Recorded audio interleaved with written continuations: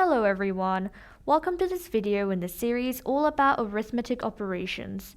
Today we'll be focusing on solving fractions and percentages. So let's begin by reading a short excerpt on how to solve fraction and percentage questions and what we should expect in approaching these kinds of methods. So, fractions and percentages are both ways of describing a part of a whole. They can be used interchangeably and can be converted by dividing the fraction into a decimal and multiplying the result by 100. Note that doing this to an improper fraction or a proper fraction that's larger than 1 will result in a percentage over 100%. A quick example of this conversion is 4 over 20 as a percentage is 0.2 times 100, which equals 20%. So why fractions and decimals are quite important is because they're used when we need a very specific precision in the answers and when we're measuring things.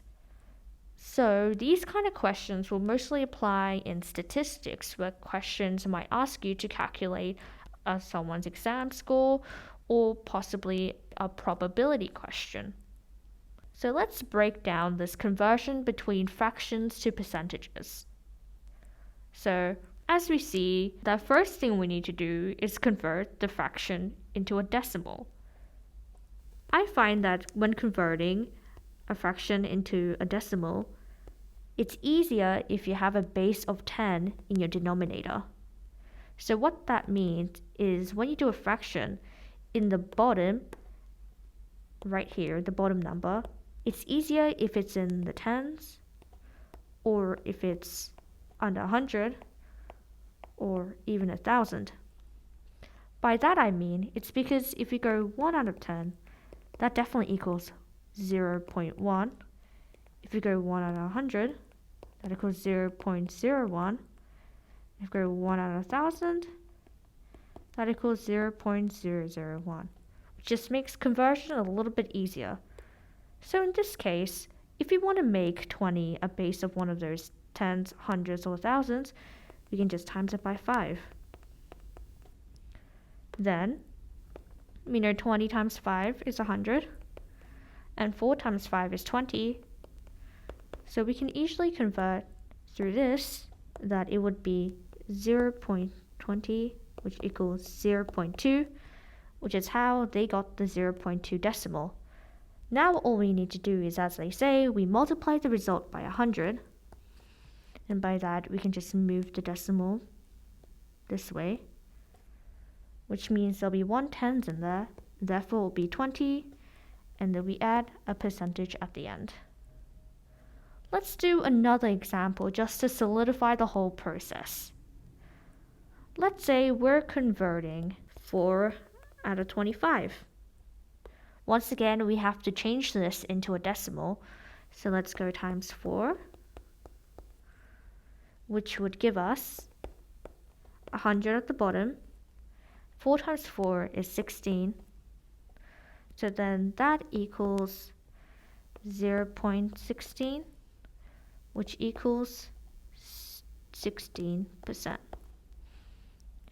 Another quick thing about percentage to decimal to fraction conversion is that if the fraction is out of 100, it automatically is a percentage.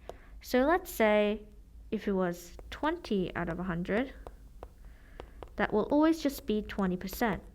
Same with 16 out of 100, it'll just be 16%. So in cases like these, you could basically ignore this middle part of changing it into a decimal before we convert.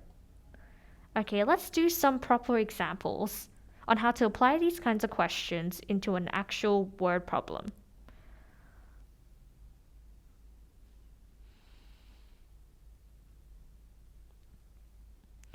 So example 1, a football team played a certain amount of games in the season.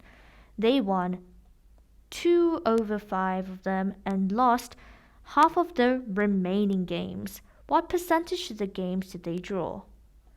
So firstly, let's draw up the fractions.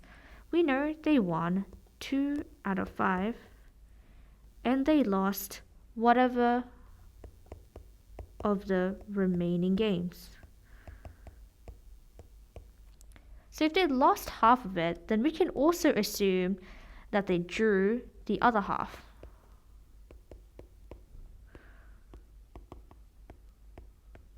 So then firstly, we need to figure out what the remainder is. So if they won 2 out of... So let's say if they won 2 out of 5, then we can assume the whole game will be 5 out of 5, which is a whole number. So then 5 minus 2 is 3 over 5. So then 3 over 5 would be the remainder.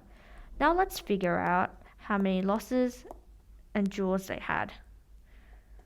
So if 3 over 5 is the remainder, then we can just simply times that by half, which gives us 3 times 1, which is 3, over 5 times 2, which is 10, which equals 0.3, which times by 100 will give us 30%. Therefore, as you can see, the answer will be C. It's very quite simple. Once again, if you really wanted, you could probably skip this process. And from 3 out of 10, you could probably just add a 0 and add another 0 and then just call it 30%. Either way, they'll all be correct. Anyway, that's how you solve a percentage question. And I hope you all learned something from this lesson.